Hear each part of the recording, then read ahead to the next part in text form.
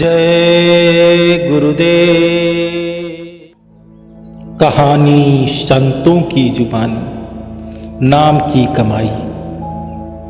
एक गांव में एक नौजवान को सत्संग सुनने का बड़ा शौक था। किसी से पता चला कि गांव के बाहर नदी के उस पार संत गोस्वामी जी महाराज डेरा लगाए हुए हैं और आज शाम उनका शाम 5 बजे सत्संग प्रोग्राम है। वह नदी पार करके नौका के द्वारा सत्संग में पहुंच गया। प्रेमी बड़े प्यार से सत्संग सुना और आनंद उसके हृदय में उत्पन्न हुआ। जब जाने लगा तो थोड़ा अंधेरा हो गया।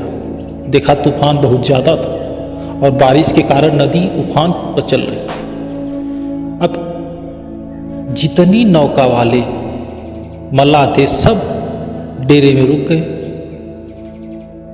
कोई नौका आने जाने का साधन तैयार नहीं हो रहा था। संत के पास वह व्यक्ति पहुंचा और बोला, महाराज मेरी नई नई शादी हुई है। मेरी पत्नी भी इस गांव में अनजान है। हर इंसान से और हर घर से मेरा कोई वास्ता नहीं रहता। मेरे पास गहना वगैरह बहुत है, नकदी भी है और हमारा गांव है वो उसमें बहुत चोर लुटेरे रहते हैं। किसी भी हालत में मुझे वहाँ जाना पड़ेगा, नहीं तो क्या होगा मुझे खुद पता नहीं। गोस्वामी जी आते ने कहा, एक कागज़ पर कलम से कुछ लिखा और बिना बताए उस पेपर को फोल्ड किया और उसे उसके हाथ में पकड़ा दिया और उससे कहा, इसको मत खोलना और देखना भी मत, इसमें क्या लिखा है। अब नदी के पास पहुंचो, नदी को मेरा संदेश देना। जब नदी के किनारे पहुंचना तो यह संदेश उसको दे देना। नदी के किनारे पहुंचा, देखा तूफान जोरों पर था। इसने चिट्ठी नदी की ओर देते हुए कहा, यह गोस्वामी दास जी ने तुम्हारे लिए भेजी है। इतना सुनते ही नदी बीच से अलग हो गई और जमीन दिखने लगी। पैदल चलने के लिए वह बड़ा हैरान हुआ। उसने अपनी आंखों पर विश्वास नहीं होने दे रहा था। उसने आंखें मली, सोचा कहीं मैं सपना तो नहीं देख रहा हूँ। फिर पैदल नदी पार करके वह चला जाएगा, ऐसी जिज्ञासा उसके मन में उठी।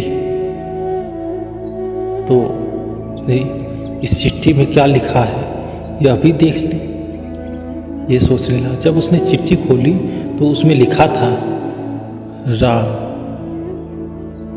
बड़ा हैरान हुआ। इतने में नदी वापस भर आई और रास्ता बंद हुआ और यह दौड़कर फिर वापस किनारे पर आ गया। उसी समय गोस्वामी दास पास पहुंचे और स्वामी जी ने कहा कि सारी बात कहकर सुनाई थी, फिर तुमने ऐसा क्यों किया? मैंने पहले तुमको बता रखा था चिट्ठी मत खोलना।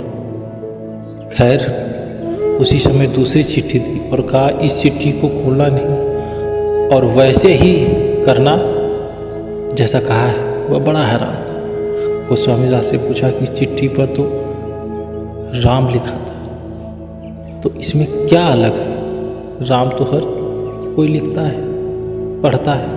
तो संत ने फरमाया, एक राम वह है जो लोग पढ़ते सुनते हैं और यह मेरा राम है जो मैंने सारी जिंदगी भजन सिमरन करके कमाया है। तो साध संगत जी, जो गुरु का दिया नाम है, जो उन्होंने हमें दिया है, उसमें पावर है, वह उसमें कमाई छिपी हुई है, उनका निजी खजाना है। और जब यह हम अभ्यास करते हैं तो इसी खजाने को बढ़ता है। स्वामी जी कहते हैं कि सत्संग जो है मेरी फुलवारी है। हर भजन करने वाले से खुशबू आती है। हमें भजन सिमरन करके इसे बढ़ाना चाहिए, पर हम अज्ञानी लोग इसे बढ़ाने के बजाय सारी जिंदगी संसारिक वस्तुओं को बढ़ाते रहते हैं। ऐसा नहीं करना चाहिए। जय गुरुदेव।